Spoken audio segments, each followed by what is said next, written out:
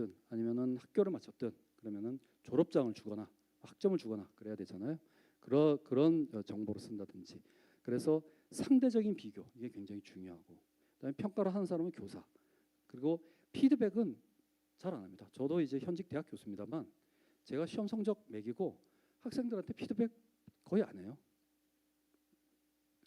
근데 이제 어세스먼트 4는 이제 어세스먼트 as의 중간쯤에 있는 것 같고, 근데 어세스먼트 as learning을 보면 학생의 자기 점검, 자기 평가 이런 것들이 굉장히 중요하다. 그래서 학생별로 개별적인 목표를 정하고 학생들이 또한 내부 평가, 스스로 평가들을 하도록 유도를 하고, 그 평가 결과를 선생님이 또 확인해서 학생들에 대한 학습 지원에 활용하고, 그래서 평가 과정에서 피드백이 학습 과정에서 평가에 따른 피드백이 즉각적으로 이루어지도록 해야 된다. 사실 제가 이제 궁금한 건 이런 거였어요. 이 자체가 이 세 가지가 완전히 뭐 분리되어 있는 거는 또 아닐 거다라고 생각을 합니다. 왜냐하면 예컨대 뭐 저희가 초등학교 다닐 때도 쪽지 시험 같은 거 보지 않습니까? 뭐 받아쓰기를 할 수도 있고, 그런 것도 보면은 기말에만 하는 게 아니고 어세스먼트 4일 수도 있고, 그다음에 학생들에게 또 뭐 방과후 과제물을 주기도 하잖아요. 그런 거라면 일종의 뭐 어세스먼트 as learning이 될 수도 있는 것 같고, 그래서 학습 과정에서 이 다양한 어세스먼트가 완전히 분리돼서 운영되는 건 아닐 것이다.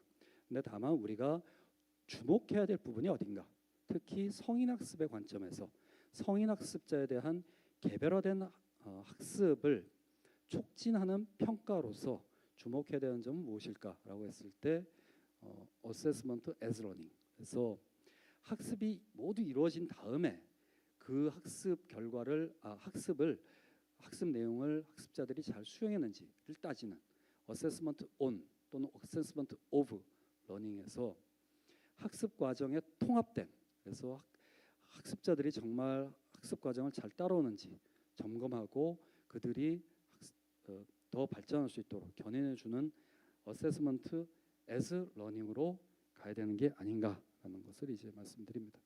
그래서 훈련 이수자 평가의 방향성에 대해서는 사실은 작년까지는 심평원의 훈련 이수자 평가가 어세스먼트 온 러닝이었던 것 같습니다. 그래서 샘플 평가로 몇 명의 훈련생을 골라서 잘 배웠는지 평가하고 그에 따라 이제 등급을 부여했습니다. 근데 사실 훈련 이수자 평가와 같은 제도가 한국 현실에서는 대단히 낯선 제도입니다. 여러분들 잘 아시겠지만 초등학교든 초중등 고등학교든 대학교든 해당 과목을 가르친 교강사 이외에 다른 사람이 해당 교강사가 가르친 학생들에게 와서 너 뭐 어떤 거 배웠니? 뭐 너 제대로 배웠니? 이렇게 점검하는 경우가 있나요? 없습니다. 초중등 고등학교도 없고 대학교도 없어요. 근데 직업훈련 현장에서 가르친 교강사 외에 다른 사람이 와서 훈련생들이 뭘 잘 배웠는지 점검을 해요. 사실 이게 굉장히 낯선 제도예요. 그러니까 이렇게 낯선 제도를 다른 데서 아무 데도 안 하고 있는 낯선 제도를 직업훈련 현장에서 하려다 보니 여러 가지 삐걱거림이 있었던 것도 사실이었던 것 같습니다.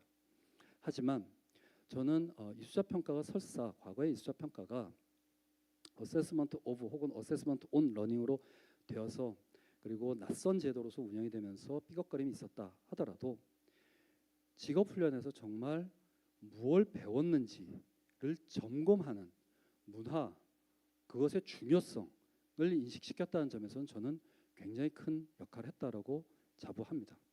다만 고민은 이 이수자 평가가 계속 여기에만 머물러서는 앞으로 우리나라 직업훈련 현실에서 정말 성인 대상의 개별화된 훈련을 발전시키는데 한계가 있지 않을까라는 이제 생각을 하는 겁니다. 그래서 올해부터는 저희가 어세스먼트 4 혹은 어세스먼트 as learning으로 이제 바꿨습니다.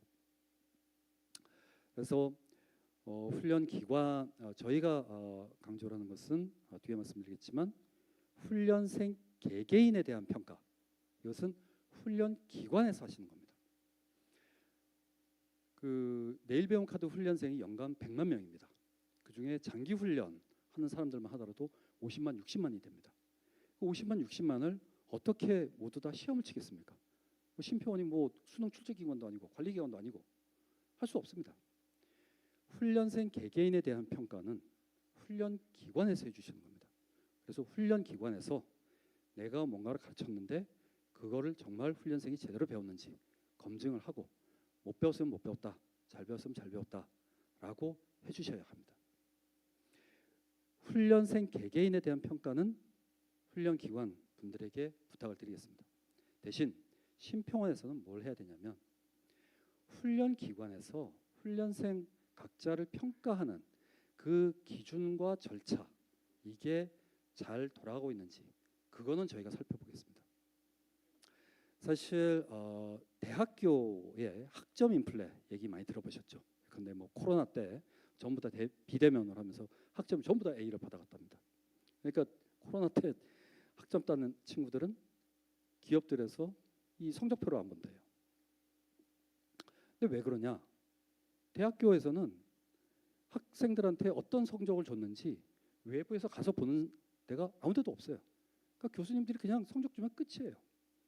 그러다 보니 학점 인플레 문제 나오고 정작 학생들은 열심히 공부해서 학점을 받았는데 그 학점을 못 믿겠다고 그래요.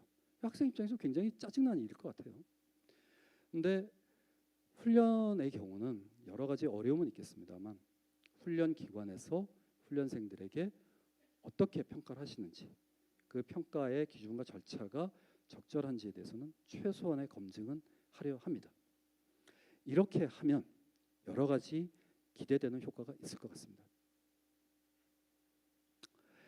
사실 어세스먼트 애즈 러닝을 하려면 훈련 운영 과정에서 교강사분이 특정 훈련생이 쫓아오는지 못 쫓아오는지 보고 못 쫓아온다 그러면은 따로 빼서 보충학습을 하든지 해야 됩니다. 지금은 근데 그게 불가능합니다. 왜? 정부가 훈련비를 훈련 시간에 따라 엄격하게 지급을 합니다. 그래서 훈련 시간표를 잘 지켜야 되고 그다음 당초 시간표에 따라서 진도가 나가야 돼요. 안 나가면 부정훈련으로 제재를 받습니다. 그래서 가장 기본적으로 이게 제약인데 그러면 저희가 고민을 해야 되는 건 이런 제약은 도대체 어떻게 풀어야 될까?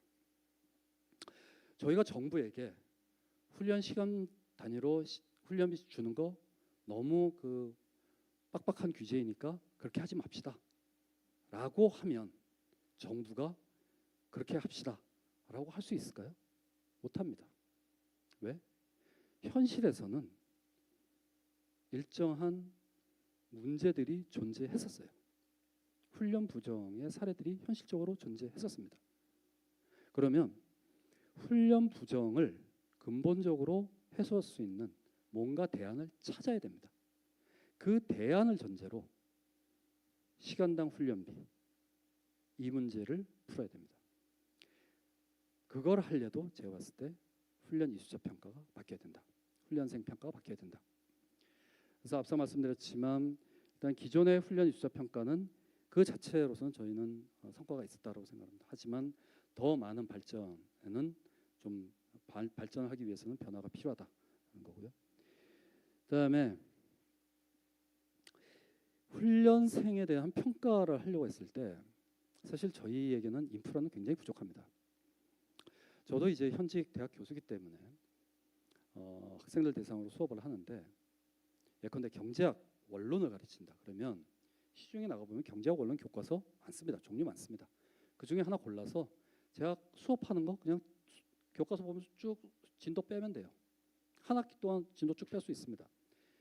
제일 어려운 건 뭐냐면 한 학기를 가르쳤는데 뭐 시간수로 따지면 한 4, 50시간 정도 되죠.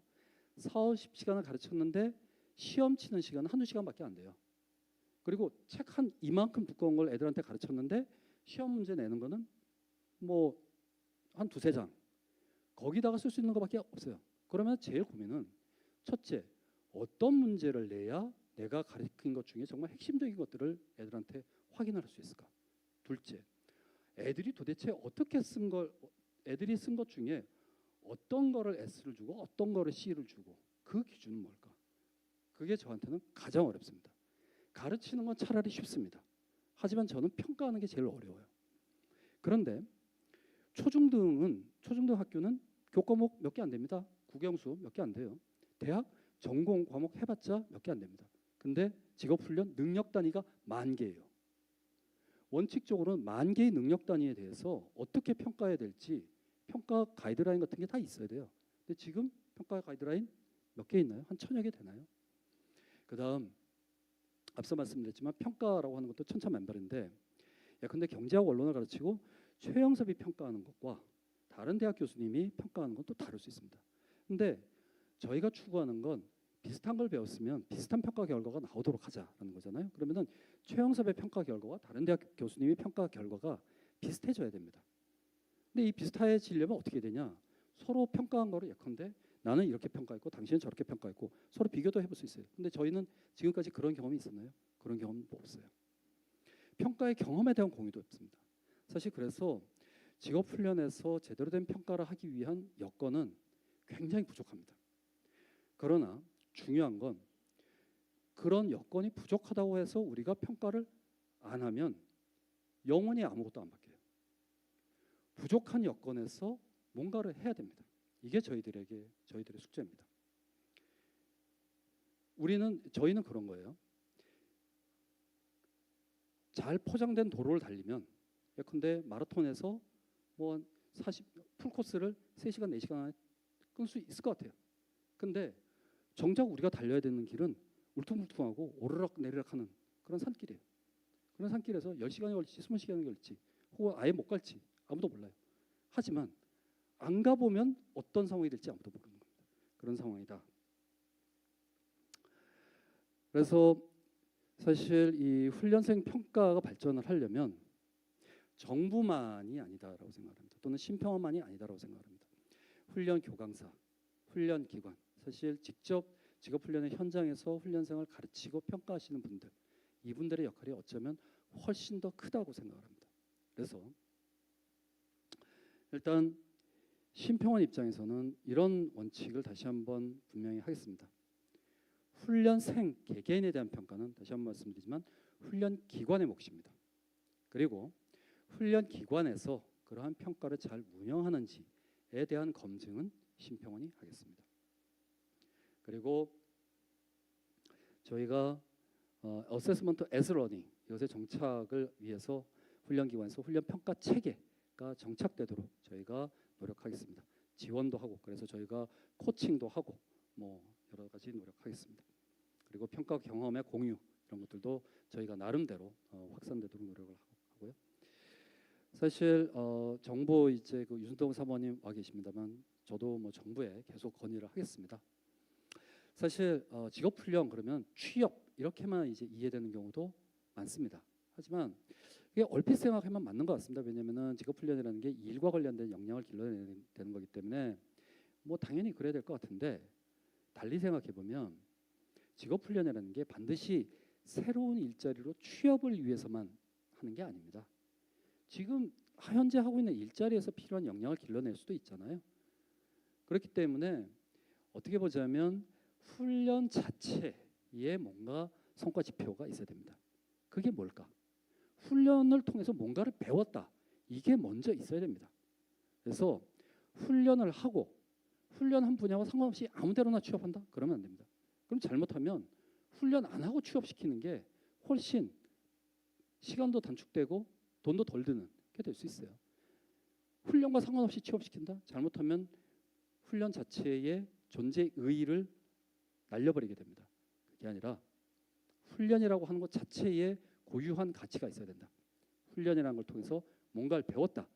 그리고 그 뭔가를 배운 것을 바탕으로 취업한다. 이게 돼야 된다. 그러면 그 무언가를 배웠다. 이것을 우리는 어떻게 검증을 해줘야 될까? 그래서 훈련, 학습, 훈련 이퀄 학습 이것을 전제로 정부가 지원 방식 이런 것들을 바꿔나가야 되고 그것을 위한 지원도 있어야 되겠다. 훈련 기관 입장에서는 앞서 말씀드렸지만 훈련을 위한 인프라는 많이 부족합니다.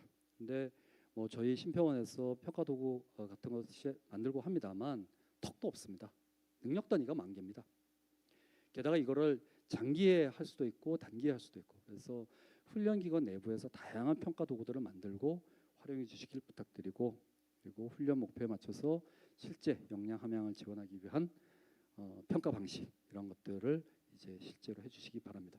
그 과정에서 저희들과도 계속 소통해 주시고요.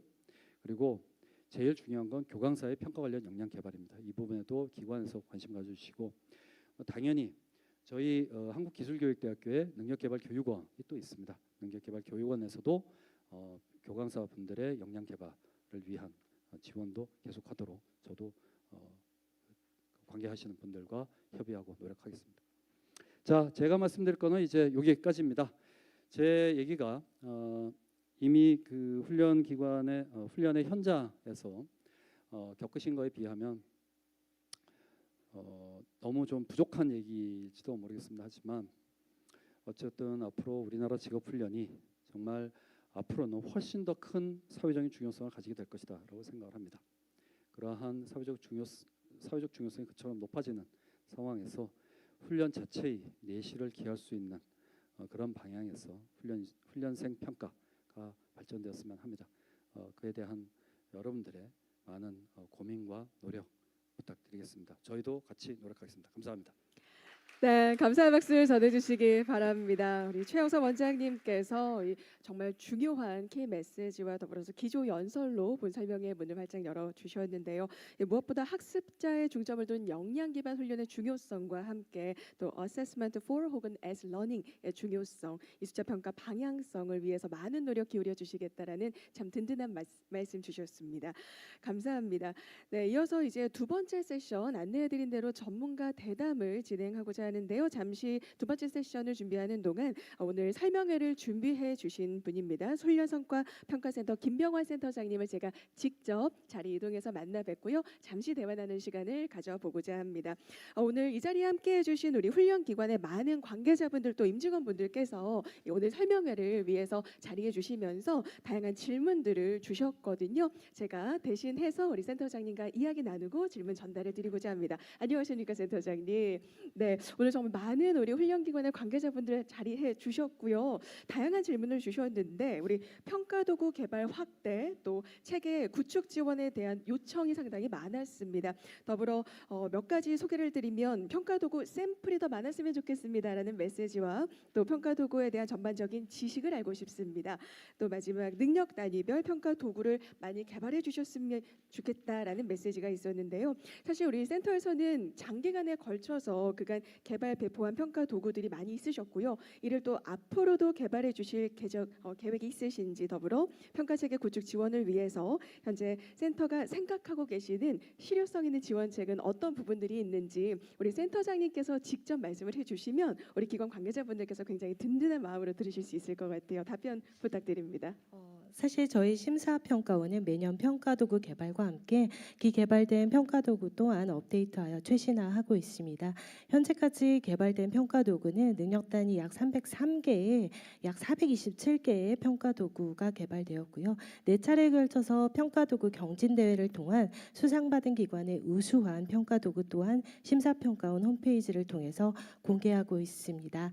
24년에 고시된 NCS 능력단위는 13,237개인데요. 저희가 개발한 303개는 약 2.2%로 매우 미약한 수준입니다. 앞으로도 심사평가원은 훈련의 활용 가능성과 평가도구 개발의 필요성들을 높은 직종을 중심으로 꾸준한 평가도구 개발과 함께 개발된 평가도구의 최신화 작업도 함께 진행할 예정입니다. 그리고 평가에 관한 지원 중 가장 중요한 게 무엇인지 좀 생각을 해봤었는데요. 실제 훈련 현장에서 저희가 열심히 개발한 평가 도구를 잘 활용할 수 있도록 교육하는 것이 가장 필요하다고 생각했습니다. 그래서 저희가 콘텐츠도 게시하긴 했지만 오늘 이 자리에 설명회도 개최하게 된 것입니다. 저희가 이것뿐만 아니라 평가에서 가장 중요한 평가 도구를 활용할 수 있도록 맞춤형 평가 체계 코칭도 계획하고 있는데요. 맞춤형 평가체계 코칭은 저희 코칭 전문가뿐만 아니라 직업훈련 현장에서 실제로 업계에 종사하는 현업 최고의 일타 강사들이 훈련기관과 함께 1:1 맞춤형 평가체계 코칭을 지원하는 것입니다. 오늘 많은 기관들이 좀 모이셨는데요. 이 부분에도 많은 관심을 가져주시면 좋을 것 같고, 하반기에는 우수한 평가도구 경진대회도 진행할 예정입니다. 경진대회뿐만 아니라 경진대회에 수상된 우수한 평가도구 사례는 함께 공유할 예정이며, 추가로 심사평가원 홈페이지 내에 다양한 평가도구들이 현재에도 게시되어 있지만 더 쉽고 더 편리하게 찾아보실 수 있도록 평가체계 라이브러리도 구축할 예정입니다. 이런 부분도 많이 관심 가져주시면 더없이 감사드리겠습니다. 훈련생의 역량뿐만 아니라 훈련생 직업능력 향상을 위해서 더 나은 직업훈련이 될 수 있도록 평가체계 지원을 위해서 저희 훈련성과평가센터는 올 한 해도 많은 지원을 아끼지 않겠습니다. 감사합니다. 네, 여러분 큰 박수 보내주시기 바랍니다. 정말 진솔하게 또 그간 얼마나 많은 노력을 기울여 주셨는지 느껴지는 답변 전해주셨는데요. 다시 자리로 모시겠습니다. 다시 한번 감사의 박수 보내주십시오. 네, 여러분 잘 알고 계신 것처럼 우리 훈련평가센터에서 얼마나 많은 관계자분들께서 우리 센터장님 이하 또 임직원분들께서 이 작년에는 저희가 함께 직업훈련의 완성은 훈련생으로부터라는 메시지를 통해서 긴밀한 교류의 장을 나누어 봤고요. 또 올해는 직업능력개발훈련 과정으로서의 평가에 대한 이야기를 나누는 시간으로 마련을 했죠. 이 여정 위에 이 자리에 계신 우리 훈련기관의 많은 관계자분들께서 뜻을 모아 화답해 주시고 따뜻한 동행을 해주시는 게 상당히 중요하다라는 내용을 기억해 주시면서 이제 제가 다시 자리 이동해서요 전문가 대담 소개를 해드리고자 합니다. 잠시만 기다려 주시고요. 네, 저희가 신속하게 같이 대화를 나누는 동안 두 번째 세션인 전문가 대담을 위해서 준비가 되었습니다. 간단히 좌장님과 함께 오늘 고견을 들려주신 우리 또 패널 분들에 대한 소개를 드리고자 하는데요. 왜 평가를 해야 하는가에 대한 이슈가 해마다 계속되어 왔었죠. 평가 또한 학습의 일부라는 점을 감안할 때 무언가 가르치고 또 배웠다면 제대로 전달되었는지를 잘 확인하는 절차가 상당히 중요할 텐데요. 하지만 한편으로는 이 절차가 조금은 귀찮거나 부정적인 시선으로 해석되는 경우도 있는 것 같습니다. 많은 고민을 갖고 계시죠. 이에 오늘 교육훈련 전문가로 또 훈련 이수자 평가에 평가도구 개발 및 평가에 직접 참여해 주신 좌장님을 비롯해서요. 평가도구 개발 연구의 책임자이신 문세현 박사님과 BHA 기관의 한국정보교육원 고현정 원장님, 또 건설인적자원개발위원회 김태형 전문가님께서 전문가 대담을 위해서 함께 자리해 주셨습니다. 오늘 좌장을 맡아주신 평가위원님의 소속과 성함은 부득이 공개해 드릴 수 없는 점에 대해서도 너른 양해를 부탁드리겠습니다. 밀도 높은 대담이 기대되는데요. 이제 곧바로 좌장님께 마이크를 넘겨드리겠습니다. 부탁드립니다. 네, 안녕하십니까. 반갑습니다. 오늘 앞서 말씀드린 것처럼 소속과 성함을 제대로 말씀을 드리지 못하는 점 양해를 부탁을 드립니다. 저와 함께 특별 대담을 함께 해주실 그 패널 분들을 대표해서 다시 한번 감사하다는 말씀을 드립니다. 저희들은 지금 첫 번째 세션 직업능력개발 훈련 과정으로서의 평가에서 우리가 직업능력개발 훈련에서의 평가가 분리된 요소가 아니고 과정으로서 인식되어야 한다라는 내용을 포함해서 왜 평가해야만 하는가에 대한 본질적인 목적을 공유했습니다. 직업능력개발 훈련 과정 중에 훈련생에 대한 평가가 이루어져야 한다라는 것에 대해서는 다들 공감하시면서도 여전히 무겁고 또 어려운 마음으로 이 평가 도구에 대해서 접근하게 되는 오늘 이 자리에서 굉장히 구체적이고 이런 전략들, 해법들이 모두 제시되기보다는 평가에 대한 충분한 일관성과 타당성을 확보하기 위한 다양한 노력들에 대해서 조금 소탈하게 이야기를 나누는 것으로 시작하겠습니다. 우선 오늘 현장에서 나눠드린 훈련 과정 평가를 위한 도움서, 줄여서 훈평도를 비롯해서 문세현 박사님께서 직업능력 심사평가원 훈련 성과평가센터와 함께 2020년도부터 개발해서 안내해주고 계시는 평가도구, 샘플평가 배점표 또는 평가도구 품질제고 패키지라고 불리는 도구들을 개발하게 되신 목적 내지는 취지에 대해서 말씀해 주셨으면 합니다. 아마 많은 분들이 궁금해하실 것 같습니다. 또 단순하지만 가장 핵심적인 질문일 것으로 생각이 됩니다. 이 평가도구를 개발하고 배포하시는 일, 박사님께서 왜 시작하게 되셨는지, 그동안 박사님께서 개발해 주신 평가 도구들과 함께 간략하게 소개해 주시면 감사하겠습니다. 네, 안녕하십니까. 네, 앞서서 세션 1에서 원장님께서 말씀해 주신 것처럼 우리 직업교육 훈련 기관의 어떤 특성이나 뭔가 과제 이런 부분에 대해서 다 공감하실 거라고 생각을 합니다. 이번에 개발하게 된 훈평도나 이전에 개발했던 그 배점표도 직업 훈련 기관 맞춤형 NCS 기반 평가 방안이 무엇일까라는 고민이 이런 직종별 평가 도구를 개발하게 된 첫 걸음이지 않았을까 생각이 듭니다. 그동안 이제 NCS 개발 단계부터 관련 연구와 사업을 해왔고 또 NCS 개발 과정에도 참여하였지만 우리 직업훈련 기관 상황에 맞는 평가 도구나 사례들이 부족하다고 좀 느꼈었습니다. 그러던 중에 이제 심평원에서 직업훈련기관 교강사분이 훈련생을 평가할 때, 그러니까 여러분들이 훈련생들을 평가할 때 또는 외부 평가위원들이 훈련 이수자를 평가할 때 사용할 수 있는 기준인 평가 도구들을 개발하게 되었고 저도 그 과정에 참여할 수 있었습니다. 오늘 나누어드린 이 훈련과정 평가를 위한 도움서, 훈평도 자료집 다 받아보셨을 텐데요.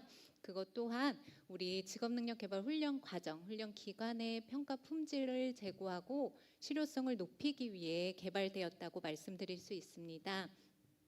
기존에 이제 개발 배포드렸던 그 훈련 이수자 평가 평가도구 품질 제고 패키지, 우리가 배점표라고 얘기하는 그 패키지가 능력 단위별로 이제 개발된 평가 도구였다면 이번에 배포해드린 훈평도는 국가기관 전략산업 직종훈련 편성 가이드에 기반을 해서 능력 단위를 통합해서 직무 필요 역량을 평가할 수 있도록 방향성을 가지고 있습니다. 그래서 지금까지 배점표라던가 훈평도 등의 평가 도구를 개발하고 배포하게 된 계기는 훈련 기관에서 여러분들이 평가하실 때 훈련생 평가가 효과적으로 적절히 운영되도록 지원해 드리기 위함입니다. 또 이를 통해서 각 훈련 기관에서 훈련생 평가에 대한 경험이 축적되실 거고 그럼 이는 또 다른 훈련 기관 또 훈련 교강사님들, 훈련생 사이에서 공유되고 전파된다면 우리 직업훈련 시장 전체가 발전되고 품질이 향상될 수 있는 기반이 될 수 있지 않을까 기대하고 있습니다. 그래서 따라서 사실 늘 말씀을 드리지만 직업능력개발 훈련의 품질 향상의 주인공은 여기에 계신 우리 훈련기관 관계자 여러분들이라고 생각합니다. 그래서 늘 함께 참여해 주신 여러분들의 노고에 감사를 드립니다. 네, 박사님께서 그동안 수많은 직종에 종사하시는 전문가 분들과 함께 평가 도구를 개발하시면서 그 해당 직종의 전문가님들이 우리 직종에서 같이 일하는 사람 같다 이런 말씀을 하신다고 전해 들었습니다. 아마도 박사님께서 이 말씀해 주시는 평가 도구 개발의 목적이나 의의를 저도 들으면서 아마 진정성 있게 마음을 담아서 연구를 해주셨다 이런 생각이 들었습니다.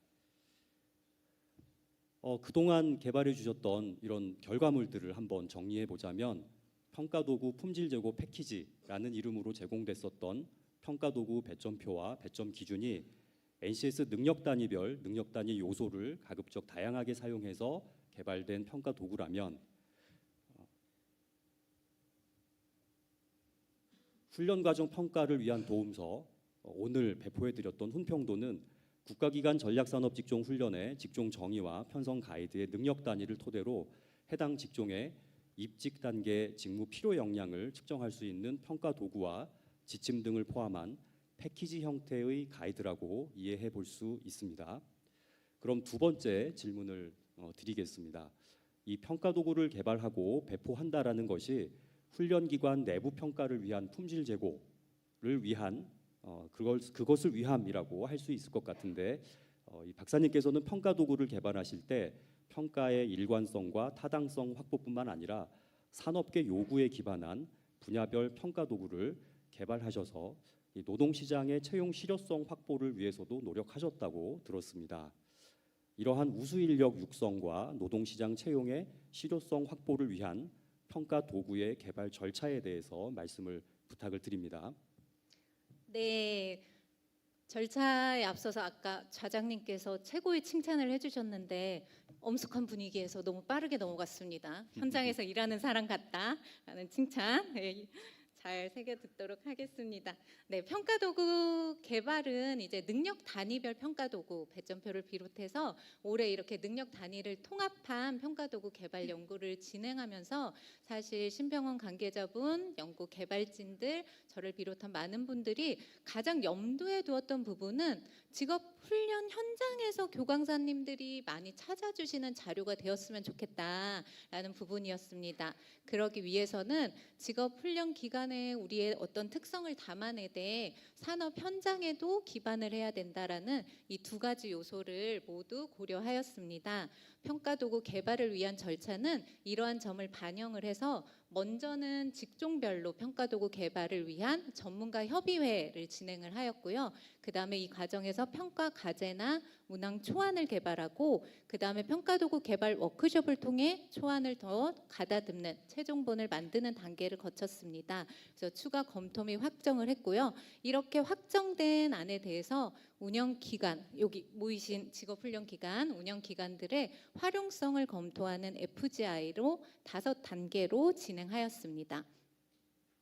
이 협의회 처음 진행했던 협의회에서는 직종별 내용 전문가와 여기 자리해 주신 여기 ISC 직종별 인적자원개발위원회 전문가님들께서 참여해 주셔서 이 현장의 의견들을 들을 수 있었고요. 또 운영기간 활용성 검토에서는 여기 또 함께해 주신 고현정 원장님을 비롯해서 훈련기간 관계자분들을 모시고 평가 가이드 개발 결과의 타당성과 실제 훈련기간에서 활용될 수 있는지 활용성을 검토하는 시간을 가졌습니다. 네, 박사님 답변 감사드립니다. 저희들 한번 정리해 보면 전문성과 현장 경험이 많고 또 직업 훈련에 대한 이해도가 높은 내용 전문가를 직종별로 구성해서 현장 직무와의 연계성을 고려하고 세부 내용을 개발하셨다라는 그런 흐름으로 이해가 되었습니다. 또 산업 현장에서 요구하는 이 작업 내용과 수행 수준에 중점을 두신 것 같습니다. 이 자리에 함께하고 계신 훈련기관 관계자들께서는 이 연구진이 개발한 결과물이 현장에서 효과적으로 활용될 수 있는 방안이 무엇인지 항상 고민해 주시고 또 평가 시의 고려사항 등을 통해서 평가 과제를 구체화하고 예시 문항을 제공하는 등의 이런 도움이 되는 자료가 되기 위해서 다 함께 노력해 왔다라는 점을 생각해 주시면 감사하겠습니다. 이 자리에 함께 해주고 계시는 분들께서 잘 알고 계시겠지만 저희가 설명회 참여를 신청하실 때 평가 도구 개발과 관련한 질문이 있으시면 질문을 남기실 수 있도록 항목을 만들어 두었었습니다. 그중에 이 문세현 박사님께서 답변을 해주셨으면 하는 질문이 있어서 말씀을 드리려고 합니다. 아직 국가기관 전략산업직종 훈련을 운영하지 않으시는 훈련기관의 관계자분들께서 특별히 더 집중해 주시면 좋을 것 같은데요. 질문의 원 내용 그대로 읽어보겠습니다. 기관명과 작성해 주신 분의 성함은 밝히지 않도록 하겠습니다. 질문 내용입니다. 저희 기관은 국가기관 전략산업직종 훈련은 운영하지 않고 일반 계좌제 훈련만 운영 중인 훈련기관입니다. 훈련 과정의 평가를 위한 도움서는 국가기관 전략산업직종 훈련 중심으로 평가 운영에 참고하는 자료라고 작성이 되어 있는데 저희들처럼 이 계좌제 훈련만 운영하는 훈련기관은 이 도움서를 어떤 방법으로 활용할 수 있을까요? 라고 남겨주셨습니다. 박사님께서 좀 답변해 주시면 좋겠습니다.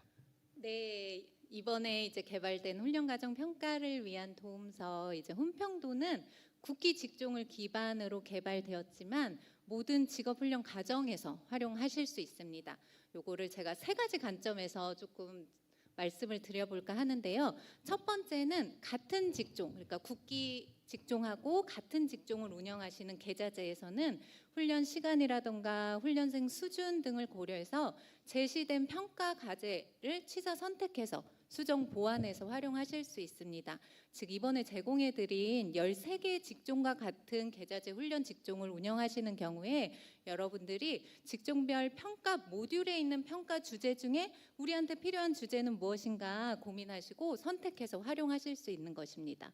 다음으로 2번째로 말씀을 드릴 거는 평가 주제를 조합해서 새로운 평가 모듈을 구성하실 수 있습니다. 이번 훈평도는 다 보셨겠지만 총 73개의 평가 주제가 개발되어 있습니다. 그래서 이는 직종별로 13개 직종별로 73개의 평가 주제가 있지만 이거는 모듈식처럼 재조합하여 새로운 평가 모듈을 구성하실 수 있습니다. 예를 들어서 디자인 분야 계자재 훈련을 운영하신다라고 하면 제시된 디지털 디자인 직종에서 평가 주제 몇 개, 멀티미디어 평가 주제 몇 개, 스마트웹 컨텐츠 개발 평가 주제에서 몇 개 이런 식으로 보시고 필요한 내용들을 추출해서 조합하실 수 있는 것입니다. 세 번째로는 마찬가지로 평가 주제를 구성하는 능력 단위도 뽑아내어 활용하실 수 있습니다. 이번에 개발된 훈평도가 능력 단위를 통합해서 만들었다라고 말씀을 드렸는데, 그래서 이번 훈평도에는 총 234개의 능력 단위가 활용되어 있습니다. 그래서 이 능력 단위들을 활용하셔서 평가 주제를 도출을 했는데요. 그거를 어떻게 역으로 다시 각 평가 주제의 세부 내용을 보시면 평가 주제별로 이 능력 단위에 해당하는 평가 과제나 기준이 개발된 경우가 있습니다. 이 경우에 계자재에서 활용하시는 능력 단위에 해당하는 평가 과제나 기준을 뽑아내서 또 참고하실 수 있습니다. 그래서 결론적으로 말씀을 드리면 우리가 이번에 개발된 거는 13개 직종, 73개의 평가 주제, 그리고 234개의 능력 단위의 평가 과제, 항목, 기준 등을 이제 여러분들이 운영하시는 교육 훈련 과정에 따라서 필요한 내용을 선택하고 조합하여 재구성하실 수 있는 것입니다.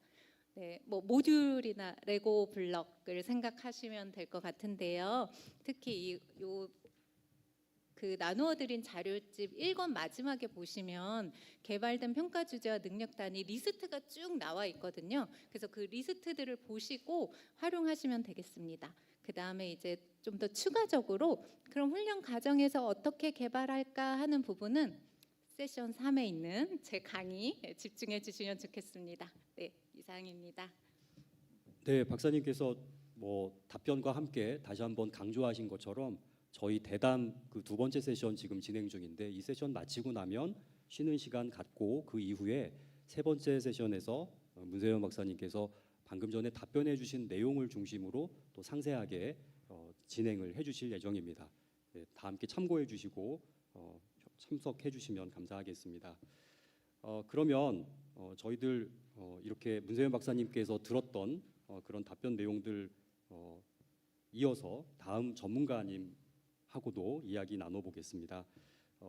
저희 두 번째로는 이 BHA 훈련 기관인 한국정보교육원의 고현정 원장님 모시고 이야기 나누겠습니다.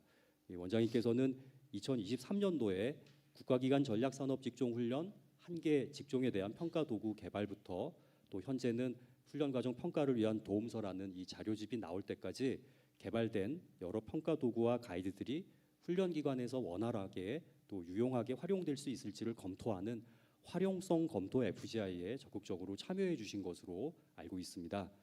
이 평가 과제의 적절성, 평가 기준과 배점, 또 평가 시 고려 사항 등 여러 다양한 의견을 주셨지만 이 심사평가원의 담당자로부터 전해 들은 가장 기억에 남는 말씀은 훈련 기관이 활용할 때 혼선이 없도록 평가 가이드의 활용 안내서를 추가로 개발해서 가이드의 개발 목적과 활용 방법을 안내해야 된다라는 점이었습니다.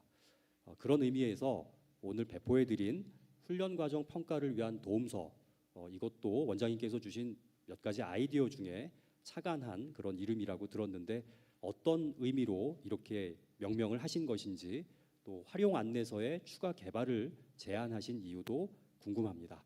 원장님 말씀 부탁드립니다. 네, 반갑습니다. 먼저 자료집 이름에 대한 말씀을 한번 드려보도록 하겠습니다.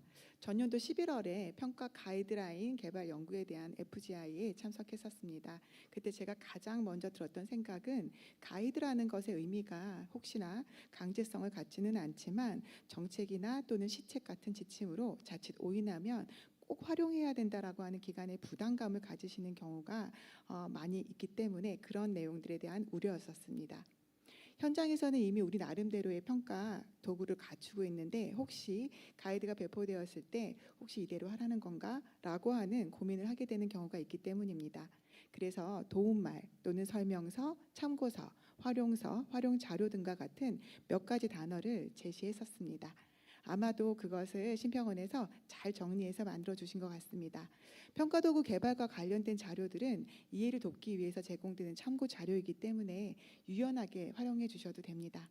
전년도 초에 디지털 컨버전스에 대한 국기 평가 가이드를 개발하실 때 활용 안내서에 대한 의견을 드린 것들은 훈련을 운영하는 입장에서 심평원에서 제시한 자료가 어떤 의미를 가지고 있는지에 대한 목적이 궁금하고 활용을 용이하게 하는 정보들이 제공되었었으면 했었습니다.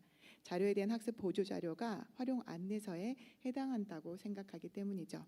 좀 더 친절한 정보 제공을 요청드린 것으로 생각해 주시면 좋겠습니다. 훈련 과정 평가를 위한 도움서 1권에도 훈련 과정 평가 가이드 개발을 위한 서식과 예시들이 10개 정도 담겨 있는 것으로 확인했습니다.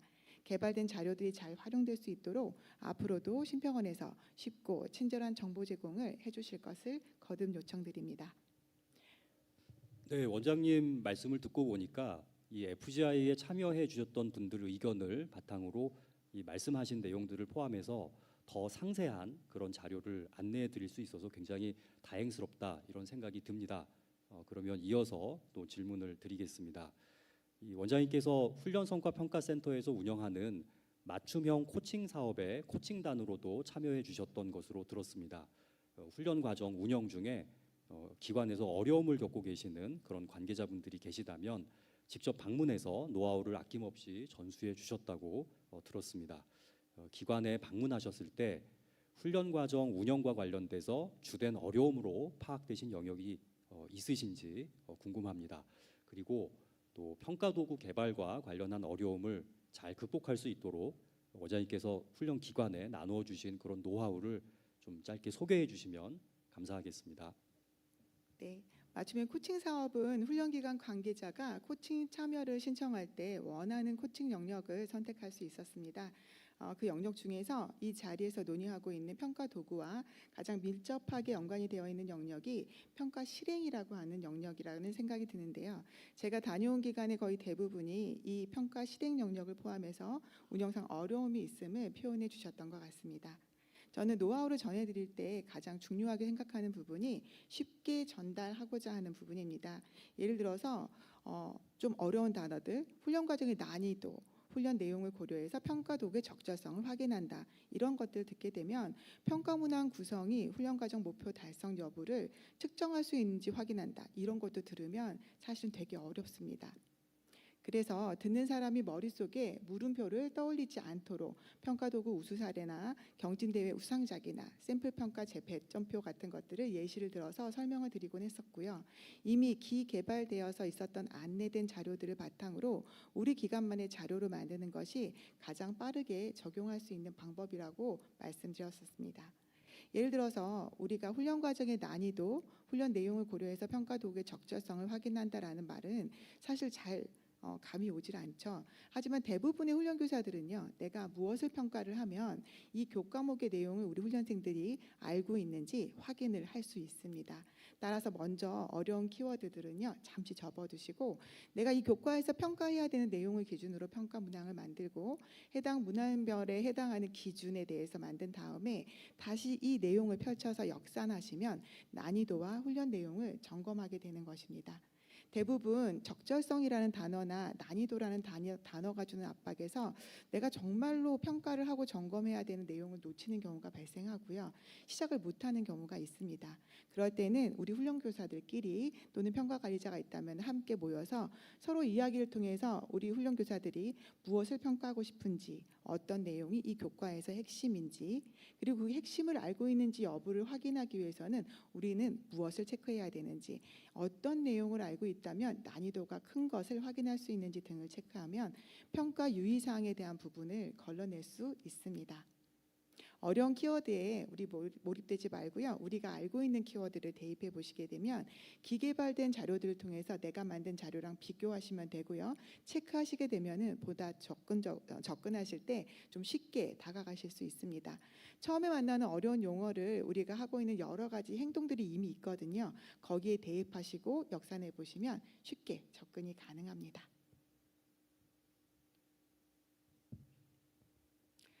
그리고 혹시라도 이렇게 어렵게 되었었던 그런 내용들이 있다면 그동안 우리가 굉장히 잘하고 있었던 행동들이 있었습니다.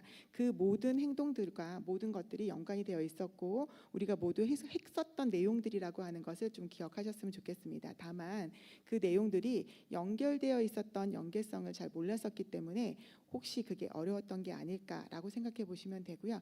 이제부터는 대입을 잘 해보시면 좋을 것 같습니다. 네, 원장님 말씀해 주신 내용들 한번 정리해서 생각해 보겠습니다. 훈련생에 대한 평가가 훈련 기간 내부에서 안정적으로 또 적절히 운영할 수 있도록 지원해 주는 것이 오늘 이 설명회 개최의 주된 목적이다. 또 그런 취지에서 심평원에서 개발된 자료를 충분하게 설명을 드리고 또 활용할 수 있도록 공감대를 형성할 수 있는 자리를 마련한 것에 큰 의미 있는 행보다, 이런 의미를 부여할 수 있을 것 같습니다. 원장님, 그 마지막으로 또 사전에 저희들이 확인했었던 질문 중에서 이 질문은 원장님께서 답변을 해주시면 좋겠다라고 좀 생각했던 것이 있습니다. 그 질문 내용을 좀 말씀을 드리겠습니다.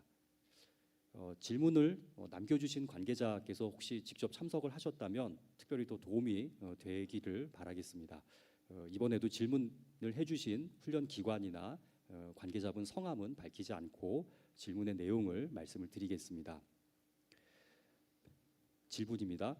평가 도구를 훈련생의 성취 수준에 맞춰서 조정하게 될 경우에 훈련생의 성취도를 객관적으로 평가할 수는 있으나 각 회차별 훈련생의 성취도를 비교하기에는 어려움이 있는데 이런 경우에 어떤 방식으로 운영하고 계시는지 훈련기관 관계자분들의 노하우가 궁금합니다. 라는 질문이었습니다. 원장님 답변을 부탁을 드리겠습니다. 네.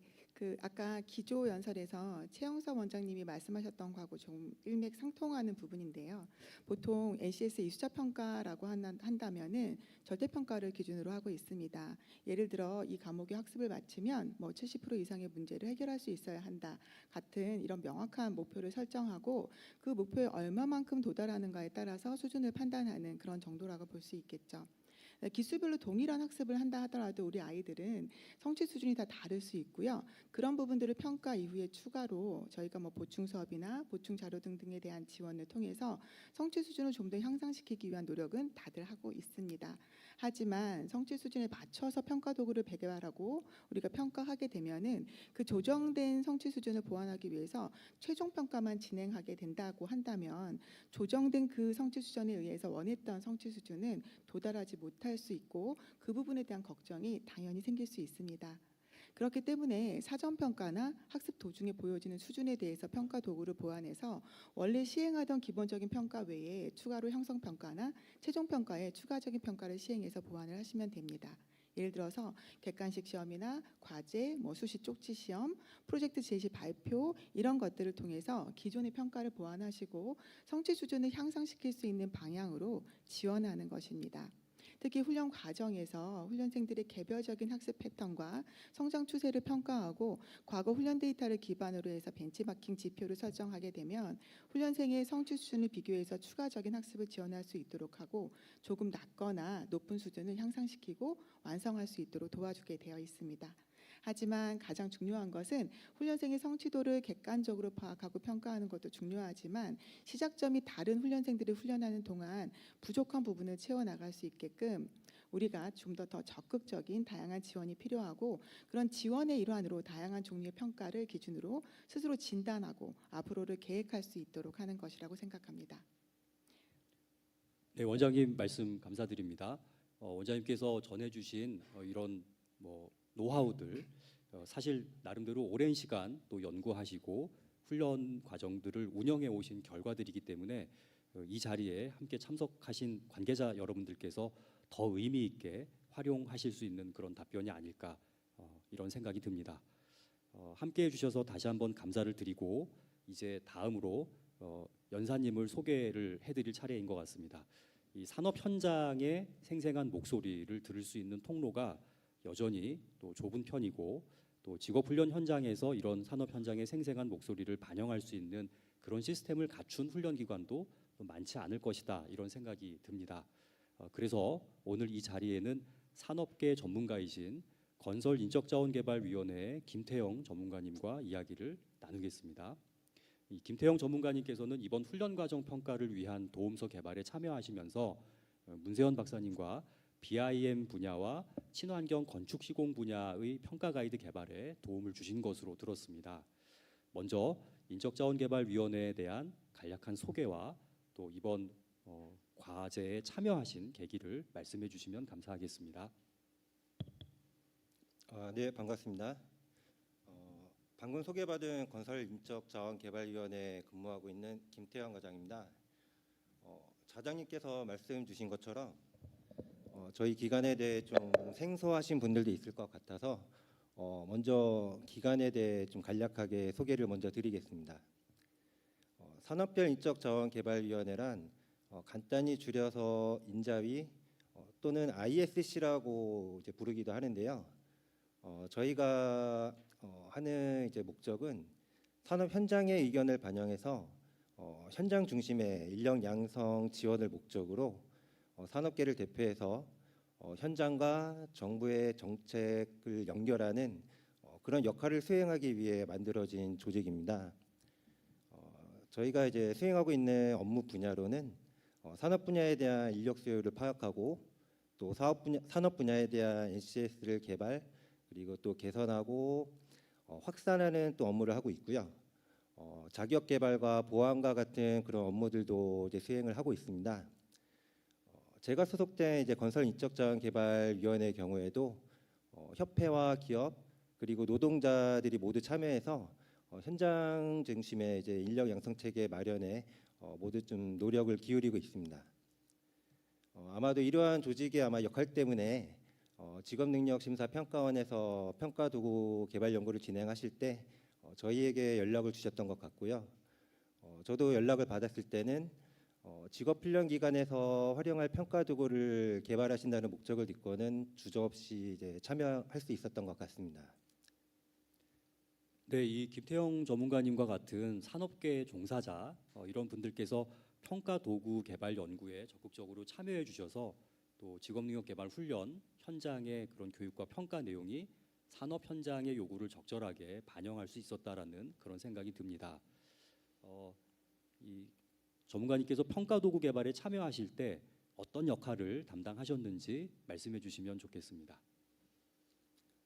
네, 여기 계신 문세영 박사님께서 연구하신 건설직종 평가도구 개발에 참여하면서 학계와 산업계에 종사하고 계시는 다른 전문가님들과 함께 산업체 수요나 최신 동향 등을 논의하면서 무엇보다도 실무에서 가장 중요하게 활용될 수 있는 내용들을 함께 확인했습니다.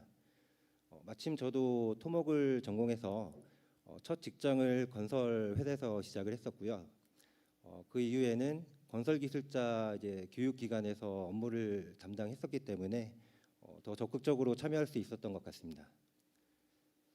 네, 실무에서 중요하게 활용될 내용이 무엇인지 이것을 좀 확인해 주셨다 말씀 주셨는데 현장 직무하고의 연계성 이것을 고려했을 때 고려하면서 세부 내용을 개발하셨다는 것으로 이해가 되었습니다. 그렇다면 저희들이 산업 현장이 원하는 역량을 갖춘 인재가 과연 어떤 인재일까? 직종과 무관한 공통된 것도 좋고 또 종사하시는 직종과 관련된 것도 좋을 것 같습니다. 말씀을 좀 부탁을 드립니다. 네, 먼저 그 4차 산업혁명 시대의 좀 급속한 기술 발전 속도를 고려한다면 지금 말씀드리는 동향도 또 금세 달라질 수도 있다는 점을 기억해 주셨으면 좋겠고요. 우선 저는 이제 건설인적자원개발위원회에 종사하고 있으니까 건설 산업에 대한 좀 현황에 대해 좀 말씀드리고자 합니다. 많은 분들이 뭐 이미 알고 계시겠지만 현재 건설 산업은 자재 가격 폭등과 현실을 좀 반영하지 못하는 공사 비용, 그리고 최근 시행된 중대재해처벌법 확대 등 큰 경영 위기에 직면하고 있다고 생각합니다. 또 현장에서는 젊은 기술자들이 유입이 감소되고 있고 작업 인력이 이제 고령화되고 있는데 이를 대체하기 위해서 외국 인력 고용이 좀 크게 증가하고 있는 등 현장에서 운영도 좀 어려움이 가중되고 있는 상황입니다. 또 최근 정부에서는 건설 산업의 디지털화를 위해서 스마트 건설 도입에 좀 빠른 속도를 내고 있는데요. 이런 흐름은 앞으로 또 현장의 업무 방식에 있어서도 상당한 변화를 좀 불러올 것으로 예상하고 있습니다. 그리고 이거는 저도 좀 깜짝 놀랐던 부분인데 최근 대형 건설사에서는 이제 기존 전통 이제 건설 업역을 이제 벗어나서 컨설팅이나 정보통신 및 전력 판매업 등과 같이 타 산업에 대한 그 업역으로 이제 진출하고 있는 상황이 이제 나타나고 있는데 이러한 부분도 좀 향후 주시해서 좀 봐야 될 것 같습니다. 이런 좀 많은 변화가 일어나고 있어서 향후 업계에서도 이제 기술자에게 요구하는 역량이 상당 부분 좀 변화될 것으로 보이고요. 그 중에서 우선 스마트 건설에 대한 좀 활용 확산에 따라서 기존 저희가 CAD를 이용했던 그런 능력 대신에 빔에 대한 활용 능력을 이제 좀 의무적으로 요구하게 되는 상황으로 이제 곧 좀 바뀔 것으로 판단하고 있습니다. 역시 시공 현장에서도 빔을 이용하게 이제 될 것이기 때문에 그런 이제 빔을 활용할 수 있는 스마트 기기의 활용 능력도 좀 중요한 부분으로 좀 보고 있습니다. 또한 빔과 같은 스마트 기술은 이제 IT 지식이 융합되어 있기 때문에 기존의 이제 복수 전공이나 또 관련된 교육 훈련 이수 등을 통해서 지식과 기술을 이제 겸비한 인재를 좀 선호할 것으로 좀 예측이 되고요. 좀 앞서 말씀드렸듯이 대형 건설사의 그 업역 확장 현상에 대해서도 해당 업체로 좀 취업을 준비하시는 훈련생 분이 있으시다면 그 회사의 사업 분야가 어떻게 바뀌고 있는지 참고하고 준비하실 수 있는 그런 안내를 해주신다면 그 훈련생 분들도 이제 취업을 준비하실 때 도움이 될 수 있지 않을까 생각합니다. 그리고 마지막으로는 이거는 좀 개인적인 의견인데요. 실무에서 이제 필요로 하는 다양한 능력들이 있는데 사실 이제 교육 훈련에서 이제 다루지 못하는 부분들이 좀 많습니다. 그래서 이제 그러한 부분도 좀 미리 조금이라도 좀 준비하실 수 있다면은 좀 더 도움이 될 수 있다고 좀 생각을 하는데 예를 들면 저희가 공사 파트에 있든 아니면 공무에서 이제 내업을 보시든 이제 내역서는 이제 다 보실 줄 알고 또 작성하고 수정하실 수 있어야 되는데 이를 위해서는 이제 그 물량을 산출하고 이제 적산이라고도 하죠. 또 그리고 품셈, 그리고 단가 산출서, 그다음에 일일 대가와 공사 원가 내역서 등을 다룰 수 있는 스킬과 내역서 이제 작업을 할 때 활용하는 엑셀, 그리고 또 다양한 이제 보고서 등을 이제 좀 작성할 때 활용되는 관련 프로그램들을 이제 좀 다룰 수 있는 능력 등이 그 예입니다. 행정 업무와 기술 업무를 모두 할 수 있다는 것은 구인자 입장에서 볼 때는 굉장한 메리트로 볼 수 있다고 생각합니다. 네, 말씀 감사드립니다. 전문가님 말씀 들으면서 이 산업 현장에서는 우수한 신규 인력이 끊임없이 공급이 되어야 하고 또 이런 인력을 배출하는 데 기여하고 계신 직업능력개발 훈련의 현장 교육과 평가 내용이 산업 현장의 요구를 적절하게 반영해야 될 것이다라는 생각이 들었습니다. 끝으로 지금 이 자리에는 또 다양한 현장에 다양한 분들이 자리해주고 계신데 당연히 운영하고 계시는 훈련 과정 직종이 다양할 것으로 생각이 됩니다. 이 산업계 전문가의 입장에서 직업능력개발 훈련을 운영하는 훈련기관의 훈련 과정과 평가에서 공통적으로 다루어졌으면 하시는 그런 내용이 있다면 무엇일지 말씀해 주시면 좋겠습니다. 네, 앞서 말씀드린 내용과도 좀 비슷할 것 같은데요. 업체 입장에서는 필요한 기술을 갖춘 인력이 그 외에도 또 다른 이제 추가 능력을 또 보유하고 계신다면은 그 사람을 더 선호할 수밖에 없습니다. 기술 이제 부분에 대해서는 이미 훈련 기관에서 다양한 과정을 또 개설해 주시고 또 진행해 주시기 때문에 크게 말씀드릴 부분은 없을 것 같고요. 기술 외의 부분, 특히 이제 비용하고 시간 이것들이 이제 현장에서는 가장 중요한데 공사 비용과 공기를 이제 작업과 연계해서 기술자분들이 이제 배우시고 또 이해하실 수 있다면은 업계에서는 그 기술자를 중용할 수밖에 없기 때문에 이런 부분들도 비록 지금도 많이 좀 벅차시고 힘드시겠지만은 조금이라도 이제 좀 녹여주시면은 좀 좋을 것 같다는 생각을 하고 있고요. 어떻게 보면은 또 가장 중요한 부분일 수도 있는데 기술 능력도 중요하지만 현장에서는 기술자분 스스로가 안전을 늘 먼저 생각하실 수 있는 부분도 좀 평가에서 조금씩 중요하게 보아주시면 좋을 것 같습니다. 안전사고는 고난이도 작업보다는 오히려 좀 쉽게 생각하는 작업에서 더 많이 발생하고 있는데요. 그 이유는 어려운 작업할 때는 좀 긴장도 가지시고 또 보다 집중을 또 하시면서 작업을 이제 하시게 되는데 그 이제 난이도 작업 높은 작업을 끝내시고 나서 쉬운 작업으로 이제 돌아갔을 때 긴장이 풀어지시면서 생각지도 좀 못한 찰나의 사고가 이제 나는 경우가 많기 때문에 교육받는 분들이 기술도 중요하지만 내 목숨이 가장 소중하다. 이런 마인드를 이제 처음부터 좀 습관하실 수 있도록 안전장비 착용이나 아니면 안전수칙 및 작업 절차 준수 과정 또는 다른 공정과에 작업할 때 이제 유의할 점 등과 같이 안전과 관련된 부분들도 잘 좀 평가해 주시는 것도 좋을 것 같습니다. 마지막으로는 이제 직종과 무관하게 산업계 종사자로서 드리고 싶은 말씀은 가정을 이제 운영하시는 과정에서 여러 좀 어려움들이 있으실 거라고 이제 생각하고 있는데요. 힘드시더라도 심사평가 참여와 또 자체 점검 등과 같이 어떤 방법으로라도 현재 운영하시는 훈련 과정과 또 평가 문항 등을 점검해 주시고 지속적으로 좀 나은 방향으로 좀 보완해 가셨으면 한다는 좀 말씀을 드리고 싶습니다. 네, 이상입니다. 네, 답변해 주셔서 다시 한번 감사드립니다. 저 역시도 이 훈련기관에 대한 또 평가위원으로서 활동을 하면서 내용 전문가께서 말씀하셨던 해당 직종에 부합하는 안전에 대한 중요성 이것을 늘상 이렇게 들었던 기억이 있습니다. 기술을 다루는 우리 훈련에서 안전에 대한 중요성은 우리 훈련기관 관계자 여러분들 모두 함께 고민해 주시고 또 항상 노력해 주시는 부분이라고 생각을 합니다.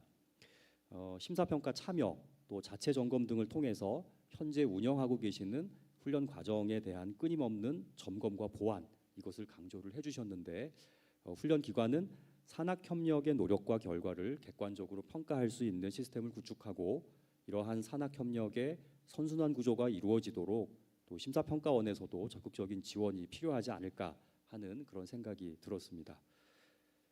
이제 이번 세션을 마무리할 시간이 다가온 것 같습니다. 가장 먼저 이 문세현 박사님께서 말씀하신 것 중에 직업능력개발 훈련의 품질 향상이 오늘 참석해주신 훈련기관 관계자 여러분들의 노력의 결실이다. 이렇게 말씀해주신 것이 오래 기억에 남을 것 같습니다. 평가도구 개발과 활용이 더 많은 이 행정 업무로만 여겨지기보다는 훈련 과정의 품질 향상을 위해서 이 보석 같은 자료로서의 의미를 가진다는 점을 또 상기해 주셨으면 좋겠습니다. 이런 평가를 통해서 훈련 품질 제고를 위한 가장 의미 있는 데이터들이 누적이 되고 이 데이터에 근거한 훈련 운영과 훈련 품질의 제고가 가능하다라는 점을 확신하셔도 좋겠습니다. 오늘 이 자리가 평가 활동을 통해서 수집된 데이터를 훈련 과정 운영에 어떻게 활용할 것인지를 더욱 진지하게 고민하는 출발점이 되었으면 합니다. 또 직업훈련 현장의 발전을 위해서 노고를 아끼지 않으시는 훈련기관 관계자 여러분들께 깊은 감사를 드리면서 이 두 번째 세션을 마치겠습니다. 경청해 주셔서 감사드립니다. 감사합니다. 네, 따뜻한 박수로 감사의 마음 전해주시기 바랍니다. 짧은 시간이지만 그간 자료집으로 저희가 제공해드렸던 평가 도구 개발에 대한 목적, 이유와 방향성 등에 대해서 다양한 연구계 산업계 평가자 또 훈련 기관 관계자분들까지 한 자리에 모여서 고견을 나누어 주셨습니다. 네, 현장에 모쪼록 유익하게 또 실효성 있는 지원으로 잘 적용이 되시기를 바라겠고요. 많은 분들께서 잠시 브레이크 타임 필요하실 것 같은데요. 잠시 휴식 시간 안내를 드리면서 우리 좌장님과 연사분들은 다시 한번 박수로 네 인사 전해드리겠습니다. 고맙습니다. 네, 저희는 10분간의 짧은 브레이크 타임 갖도록 하겠습니다. 우리 현장에 계신 참석자분들께서는 로비에 저희 준비해드린 커피와 다과 편안하게 즐겨주시고요. 온라인 시청자분들을 위해 저희가 QR 코드를 제공해드리고 있습니다. 만족도 조사 항목에 응답해 주시고 또 궁금한 사항들을 올려주실 수 있으니까요. 소중한 의견 귀 기울여 듣겠습니다. 적극적인 참여 부탁드립니다. 저희는 10분 뒤 잠시 후에 다시 인사드리겠습니다. 고맙습니다.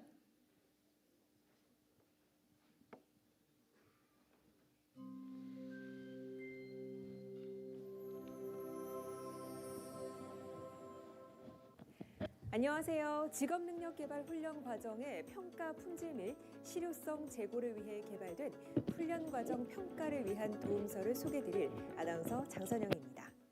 먼저 훈련 과정 평가를 위한 도움서라는 명칭을 짧게 줄여서 훈평도라고 소개드리려고 합니다.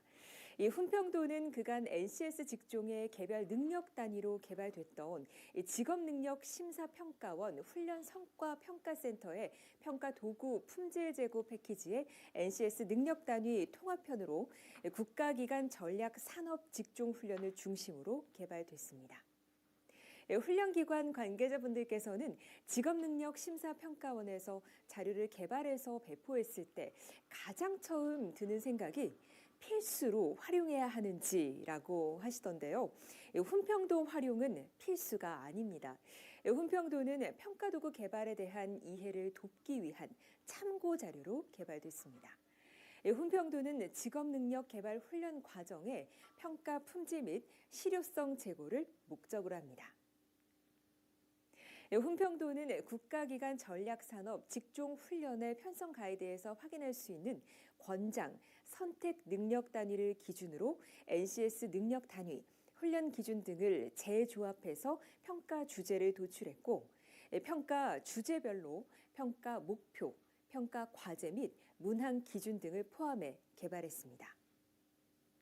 기존의 국가기관 전략 산업 직종 평가의 경우 예를 들어 기승인된 과정의 교과목이 10개일 때 10개의 교과목을 모두 평가하셨다면 훈평도에서는 국가 직종 정의를 기반으로 편성 가이드에 제시된 권장, 선택 능력 단위의 핵심만을 통합해서 평가할 수 있도록 방향성을 제시했습니다.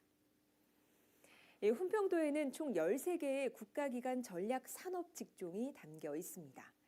우리 기관에서 운영하고 있는 직종이 있는지 확인해 보시기 바랍니다.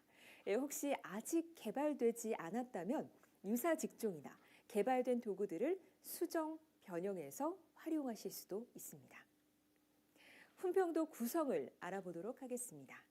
훈평도는 위에서부터 동그라미 1번 훈련과정 평가 모듈, 2번 직종별 평가 도움서, 3번 평가 도움서 활용 방안으로 구성되어 있습니다. 먼저 훈련과정 평가 모듈은 다음과 같이 구성되어 있습니다. 훈련과정 평가 모듈은 해당 직종의 훈련과정 평가가 어떻게 구성이 되어 있는지를 보여주는 전체적인 프레임이며 이후 이를 기준으로 직종별 평가 도구를 개발합니다. 이 평가 모듈에는 평가 주제와 각 평가 주제별로 평가 방법, 평가 내용 등을 포함하고 있으며 평가 도구 개발에 도움이 되는 정보인 편성 가이드 권장, 선택 능력 단위 여부, 배점표 개발 여부 등도 포함하고 있습니다. 이때 심평원에서는 기개발에서 활용 중인 훈련 이수자 평가, 평가도구 품질 제고 패키지, 즉 NCS 능력 단위별 배점표와 연계해서 평가 항목과 기준을 개발하고 이를 훈련 과정 평가 모듈에도 제시하고 있습니다. 두 번째로 직종별 평가 도움서는 도출된 평가 주제별로 평가 개요, 평가 문항 및 기준, 평가 지침 등의 평가 도구가 개발된 결과물입니다. 이 중에서 빨간 동그라미로 표시된 평가 개요에는 직종, 평가 주제, 평가 목표, NCS 정보, 평가 방법 등의 기본적인 정보를 제공합니다. 평가 개요에서는 꼭 기억하셔야 할 4개의 주요 키워드를 확인해 보도록 하겠습니다. 훈평도에 제시된 평가 주제는 예시이며 훈련 과정 편성을 위한 절대적인 기준은 아닙니다. 훈평도를 확인하시면 평가 시간이 비어있는 평가 주제도 있고 또 몇 분 내외와 같이 범위를 열어둔 경우도 있습니다. 이는 평가자인 교강사가 훈련 기관의 상황을 고려해서 적용하실 수 있도록 고려한 것입니다. 훈평도는 작업형을 기준으로 평가 방법들이 제시되어 있지만 다양한 평가 방법을 통해서 평가하실 수 있습니다. 훈평도에 제시된 평가 기준은 평가를 처음 진행하거나 평가의 방향성 판단이 어려울 때 지표로 삼으실 수 있도록 제시됐습니다. 우리 기관에 알맞은 방법을 찾아가는 도움 자료로 활용해 주시기 바랍니다. 다음은 직종별 평가 도움서 중 평가 문항 및 기준에 대한 설명입니다. 직종별 평가 도움서에는 평가 주제의 평가 방법별로 평가 과제나 문항, 평가 기준 등의 평가 도구를 포함하고 있습니다. 평가 기준은 훈련 이수자 평가, 평가도구 품질 제고 패키지, 배점표와 연계해서 평가 척도별 수행 준거 제시형, 타입 1, 그리고 평가 내용 구체화형, 타입 2로 구분해서 제시됩니다. 평가 지침은 개발된 직종별 평가 도움서를 훈련 기관에서 활용해서 평가할 때의 고려사항, 평가 준비사항, 훈련생 사전 안내, 평가 결과 활용 방법 등을 제시하고 있습니다. 이는 훈련 기관이 심평원에서 기개발한 평가 도구를 활용해서 평가할 때 참고가 될 수 있는 내용이므로 각 훈련 기관에서는 필요한 내용을 중심으로 구성하시면 되겠습니다. 그리고 각 직종별 훈련 과정 평가를 위한 도움서 마지막 장에는 화면 오른쪽과 같은 한 장의 그림이 제시되어 있습니다. 이 그림은 훈련 기관에서 훈련 과정을 편성하거나 평가를 설계할 때 참고할 수 있는 자료입니다. 즉, 개발된 평가 내용을 훈련 기관에서 효과적으로 활용할 수 있도록 평가 도움서 평가 주제와 훈련 과정 방향을 매핑해서 제시했으니까요. 참고해 주시기 바랍니다. 이상으로 훈련 과정 평가를 위한 도움서 개발의 목적과 방향성 등을 안내드렸습니다. 고맙습니다.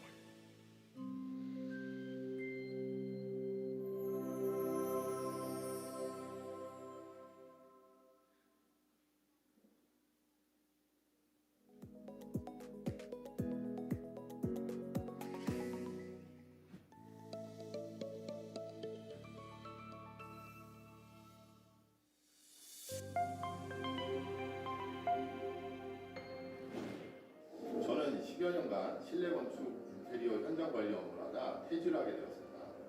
현장 기술직에 직접 뛰어들고 싶어 목공 시공을 기초부터 배우고자 HRD넷을 통해 지원하게 되었습니다.